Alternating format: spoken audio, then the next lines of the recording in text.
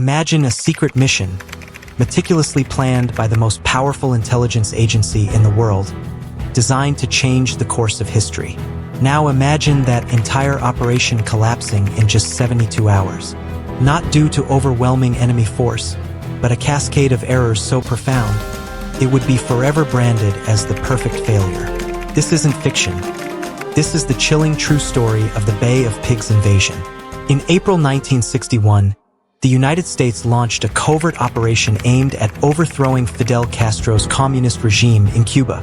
What began with high hopes and clandestine training quickly spiraled into an international embarrassment, a geopolitical disaster that reshaped the Cold War.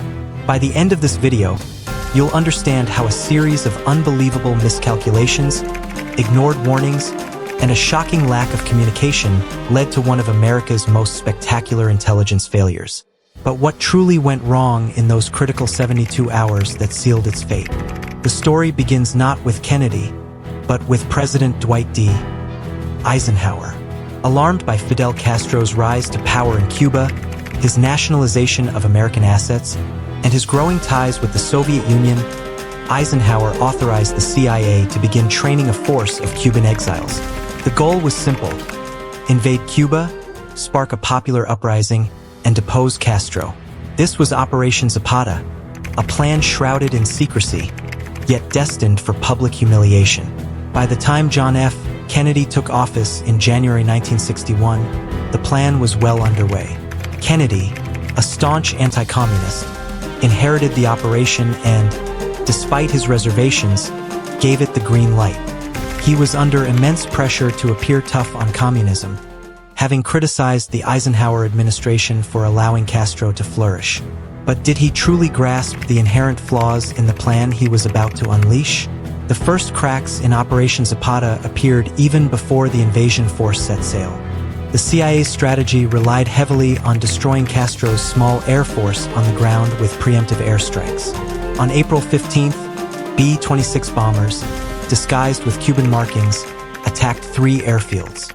But the strikes were incomplete, leaving a significant portion of Castro's air power intact. This was a critical misstep, as the CIA knew that without air superiority, any amphibious landing would be doomed. But what happened next shocked everyone, revealing the mission's fatal vulnerability. Just days before the invasion, the New York Times published a front-page article detailing the CIA's training of Cuban exiles in Guatemala and Florida. Kennedy was reportedly furious, exclaiming, "I can't believe what I'm reading. Castro doesn't need agents over here.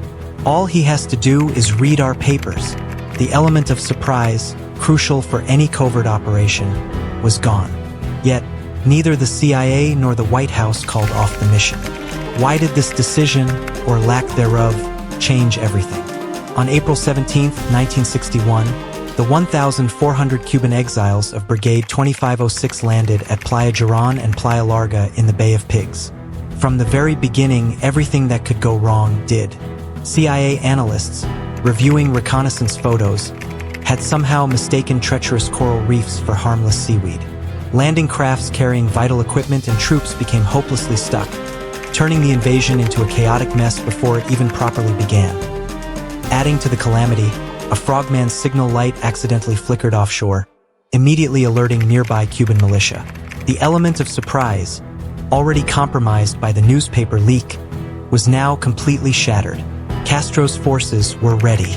Then, his surviving air force, which the CIA had failed to neutralize, struck a devastating blow, sinking 2 crucial supply ships carrying ammunition, food, and medical supplies. The invaders were cut off, outgunned, and running out of options. What the government did next was unbelievable, leaving the exiles stranded. As the invasion floundered, the exiles desperately called for air support. President Kennedy, haunted by the desire to maintain plausible deniability and avoid overt U.S. involvement, refused to send in American Marines or the large naval force waiting just outside Cuban waters. He did, however, authorize a limited air cover mission. But even this final attempt was plagued by an astonishing blunder. On April 19th, 6 unmarked Navy jets were meant to provide air cover for B-26 bombers. However, A critical misunderstanding about the 1-hour time difference between Nicaragua, where the B-20SIXS took off, and Cuba meant the jets arrived an hour late. The bombers flew unprotected into a hail of anti-aircraft fire, resulting in 2 B-20SIXS being shot down and 4 American pilots losing their lives. It was the final, tragic act in a mission riddled with failure. Within 72 hours of landing, the entire Brigade 2506 was defeated. Over 100 exiles were killed, and nearly 1,200 were captured. The perfect failure was complete. The most shocking revelation? The CIA's own internal postmortem concluded that the operation had almost no chance of success from the outset, citing fundamental flaws in planning, intelligence, and execution. It was a disaster born not of bad luck, but of hubris and a refusal to acknowledge reality. The Bay of Pigs invasion stands as a stark reminder of how even the most powerful nations can stumble when ambition overrides caution. It was a profound humiliation for the young Kennedy administration and a significant propaganda victory for Fidel Castro. The fallout was immense, pushing Cuba further into the Soviet orbit and escalating Cold War tensions. Ironically, Kennedy's desire to avoid looking soft on communism led him to a defeat that would shape his presidency and, some argue, even influence his later decisions, including a deeper involvement in Vietnam, as he sought to get a win elsewhere. If you found this deep dive into a pivotal moment in history as fascinating as we did, make sure to subscribe for more documentaries like this. Hit that notification bell so you don't miss our next exploration into the untold stories that shaped our world. Thanks for watching.